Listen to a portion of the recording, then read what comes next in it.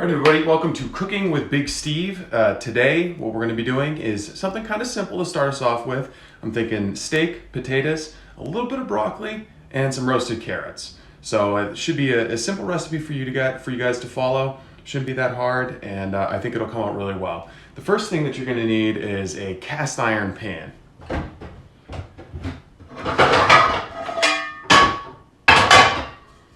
A lot of people try to cook steak just on a broiler. They try to cook steak on people like it on a grill. My personal preference is cast iron. Cast iron results in a nice sear. You can cook it indoors.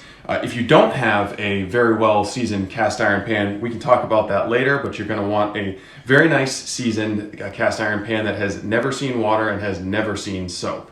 But that's the first thing you're going to want is cast iron. And then we'll go through some of the ingredients that we have for today and how to prepare those. The thing you need to know is that cooking, a lot of it is about time management. So about 30 minutes ago, I made sure that my steak was out of the fridge because you want it to get to room temperature, because that's how you're going to get the most even cook all the way through. We'll be roasting the broccoli, roasting the carrots, and boiling some potatoes. So here we go. All right, what we've got here is some nice red skin potatoes. You can use russets, you can use golden, you can use any kind of potato for this one. I'm using red skins. And using some whole carrots, which I will peel.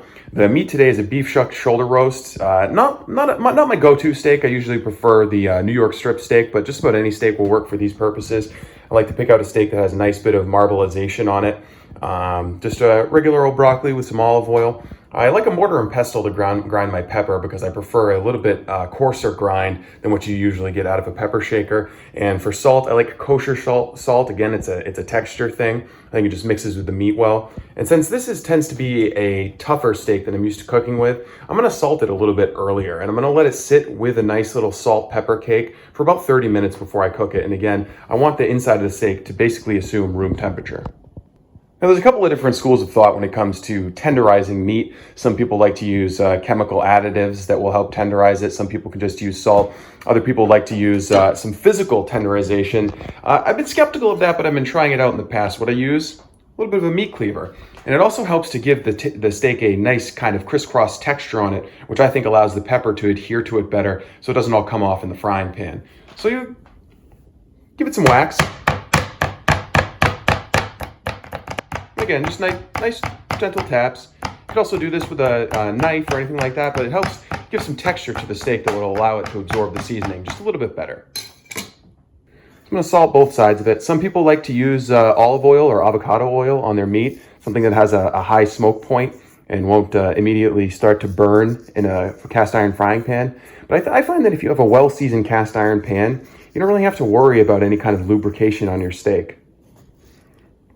I'm going to give it a nice hearty amount of salt, and I'm going to give it a nice hearty amount of pepper as well. I think that the pepper imparts some really good flavor, but it also helps develop this nice crust on the steak as it's cooking, which I think is texture is just as big a part of it as taste. And I'll use my meat cleaver and just kind of press it down a little bit, because I like to get it kind of sticking into that nice texture that we created when we were tenderizing it with the blunt side. Now I'm going to look to prepare my vegetables, so I'm going to take this steak. I'm just going to set it off to the side over here. And I'll let it season a little bit, let it get to room temperature. We'll see you again in a little while.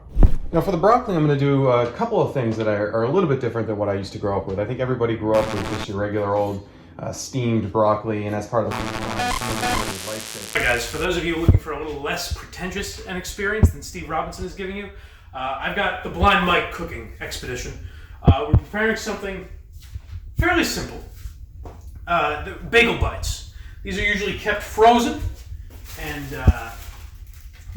what we're going to do is we've got a package here. And what we're going to do is remove them from the packaging. I found that to be of utmost importance. Typically, cardboard and plastic do not do well in the toaster oven where we are going to heat these puppies. You see I've got a tray covered in fresh tin foil.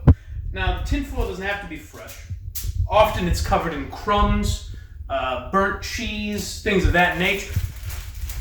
But for you folks, I wanted to put on airs a little bit. And then what we're going to do, another thing you can do is preheat the toaster oven. You can also do this in the regular oven. That may take a little longer. So what you want to do here is set the oven. Now, It's important to note, I don't know what any of these knobs say. So I kind of just twist them and hope for the best. And then what you do here is fill the tray up, and these bagel bites, you want them bagel down, cheese up. I can't tell you the amount of times I have fallen victim to an upside down bagel bite. And again, you having the gift of sight may be ahead of me on this. But what I like to do is separate the bites, as we call them, as much as you can. Give them a little breathing room. And then you slide them into the toaster oven. You see how they go in here. Tip now, the fact that it's preheated is going to decrease wait time. Now, the box would suggest that you want to heat to an exact temperature for an exact amount of time. I've found standing here and waiting can be of equal effectiveness. So here we go.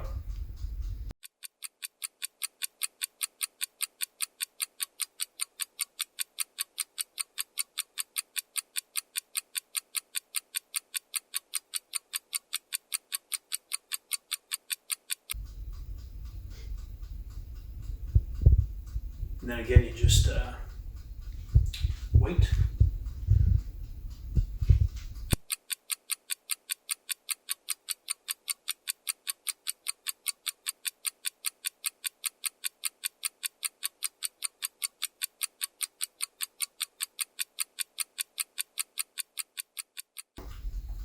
I think we're now at the stage that I like to call good enough.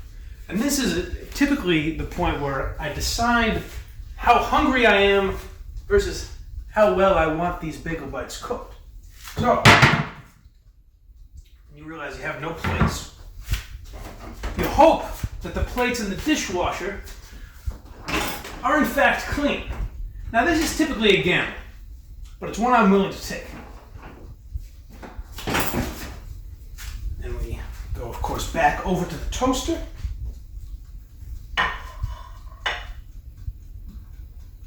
Just assume these are done. And voila! Easy as that. You've got yourself a tray of somewhat cooked bagel bites.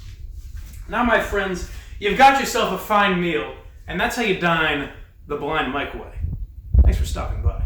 Florets do a wonderful job of absorbing a little bit of olive oil. So you just want to touch a little bit, each one of them with the olive oil, and then you want to come back with the kosher salt. I understand why they put iodine in salt, because people were iodine deficient back in the day, but nowadays everyone gets so much iodine in their diet, there's really just no need for it, and it can have this kind of a metallic taste to your food. So I prefer kosher salt, no iodine, better texture. And then I'll do another little splash of olive oil there, and that's ready for the oven, doesn't need to be covered. And again, it's all about timing. So the carrots, it's a starchy root vegetable. It's gonna need a little bit more time in the oven, so I'll put that in first, and I'll put the broccoli in after. Now we're gonna talk a little bit about peeling vegetables. I like my nice little potato peeler here, but when it comes to the red skin potato, I find you leave a little bit of extra peel on it. I like a little peel in my mashed potatoes. When it comes to carrots though, I gotta peel off the entire carrot skin. It's just a flavor thing for me. So I'm gonna go ahead and I'm gonna peel both of these, and I'll see you back in a bit. Back in potato land, I'm gonna fill up my pot here with just enough water to cover these bad boys. And again, generous with the salt. Generous with the salt. I think salt's healthy. Nobody ever dies from too much salt. Once you get them covered with water, you can go ahead and throw them right over. I like back left burner for my potatoes, because I'm actually going to be using this burner to cook the steak. All right, now I got my carrots. I got them all chopped. I got them all peeled. I'm going to put them in a little baking dish. I'm going to put again, not too much salt, but quite enough salt to cover them. Shake them around a little bit so it's evenly distributed. And the next secret ingredient is going to be some pure Vermont maple syrup. A nice little glaze, not too much. You're not trying to turn them into candy, because again, carrots are already naturally sweet. And you want to roll them around a little bit and let that maple syrup cover them. And I'll also add a splash of olive oil too. All right, carrots in the oven, potatoes are about to boil, the broccoli's all cut, seasoned, almost ready to put into the oven. Got my steak sitting over there with a nice little pepper salt crust, letting the enzymes under the salt do its action. It's only gonna take a really quick time to cook the steak, So now it's time to look to after dinner. Duncan Hines brownie mix. We're gonna jump right ahead to greasing up the pan. If you've ever tried to pull brownies out of a pan when it's just, they're all glommed on, it's way too hard to get them up. Nobody likes that. So if you do a healthy amount of shortening, it's not too bad for you. And it will also help the brownies come off. So throw a little glom on there with a spoon or a knife. Take a little roll of paper towels if you were able to buy some in bulk at Costco this week. Just kind of rub it around in there. First thing you're gonna wanna do, read the back of the box. You're gonna want 3 eggs, a little bit of water, vegetable oil. Follow those ingredients as closely as you can. I've found that when it comes to baking, ingredients are something you wanna follow pretty closely. And we thank the chickens for letting us steal their menstruation. I know some people say it's a cop-out using brownies in a box, but people are busy, you know? We gotta go listen to bad radio, we gotta listen to podcasts. Add another little bit of salt. I'm gonna get things even fucking crazier. I'm gonna add a couple of scoops of peanut butter to this mix. I know. I just blew your fucking mind. It's okay. Again, this isn't rocket science, but you're gonna want a little spatula so you can get every last bit of brownie goodness into this fucking thing. I'm gonna lick this fucking spatula. It's about time for the broccoli to go into the oven. Here. All right, spuds have been boiling for a good little while here. Best way to test if they're done or not, stick a fork into them. If they slide easily off the fork, that means they're done. That one just split right apart. It's probably a good sign that they're done. They're done. I'll let them cook for another minute or two, then I'm gonna drain off the water. All right, the potatoes are off the burner. I drained out the water. There those beautiful bastards are. I'm gonna put a good sized pat of butter in there while they're still warm. Put the cover back on, just let that bad boy melt. All right, we're probably 10 to 15 minutes away from done time on the veggies. Now it's time for the main event. I'm gonna put the steak on. Why do I put the steak on so early? Because it's gotta rest. It's the key to a nice tender steak, good little resting period. So the first thing I'm gonna do, I'm gonna turn the broiler on underneath my cast iron pan. I'm gonna wait until that bitch starts smoking because I want it nice and hot. That's what gives you a good sear, very crisp, and it lowers your cook time. Typically when I'm cooking a steak, I like to get very scientific about it. I take out a phone, start the stopwatch, and depending on the width of the steak, I'm about 2 minutes on each side with a cast iron. You just, again, get it as hot as you possibly can over the flame. 2 minutes on each side, that's a and you're done. Then wrap it in tin foil and tent it. Steak I'm working with right now, it looks like it's about 3/4 of an inch thick.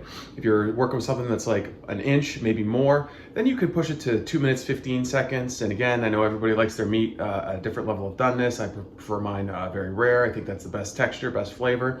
So I'm gonna aim here with this 3/4 inch steak to about, I would say 2 minutes, 5 seconds on each side. Might give it a little extra crisp on the fat side. All right, mashed potatoes, they are ready to be smashed. See the butter melted all through there. I like putting a little bit of pepper in mine. Some people like to mess around with garlicky mashed potatoes, but one thing I've found is that the simpler, the better. So I only do salt, pepper, butter. I'll do a little bit of splash of whole milk, depending on the texture of the potato I'm working with. I know a lot of people don't like to, don't prefer red potatoes as mashed potatoes, but I find all potatoes are created equally. A little accompaniment for these, feel free to do that.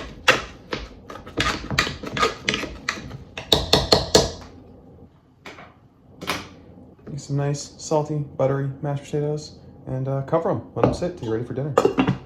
All right, cast iron is smoking. That's how I know it's hot enough. Steak's been seasoned. It's at room temperature. We're ready to go. First thing I'm gonna do, I'm gonna take up a stopwatch. I like to get scientific with this. I set it right down next to it. I'm gonna take this nice bad boy steak. I'm gonna start my timer and drop it down on the cast iron. And press it down so I have a nice even seal all the way around. And let the pan do its magic, and I'll see you in 2 minutes. Here we are, almost at the 2 minute mark with the steak. You can see it's cooking all the way up through. You know what? This one might even be shorter than 2 minutes.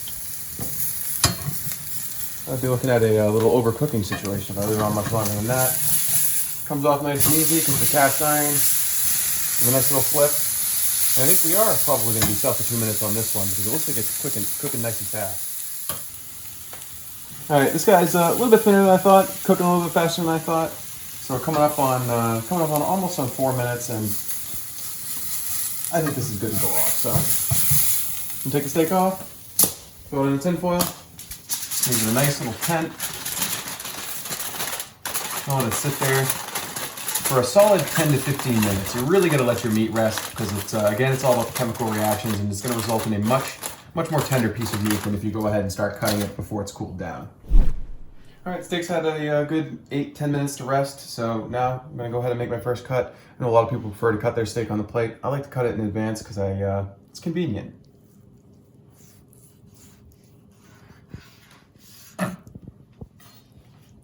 I know some people are looking at that and saying, oh, a skilled surgeon could bring that back to life, but that's exactly where I want my steak, a nice, rare texture. All right, the brownies are done. Now it's time for the classic doneness test. Stick a toothpick in. If it comes out nice and clean, they are done. If it comes out and it's got chocolate smoochies on it, they need to cook more. That's a clean-ass toothpick. And brownies are done. Just gotta wait for them to cool off, and then we can have dessert. All right, that's Cooking with Big Steve. You've got a nice, cheap meal there. Probably 20, 25 bucks. You can feed about 3 people. Get some protein, get some starch, get some veggies, and you get a little bit of dessert to go with it.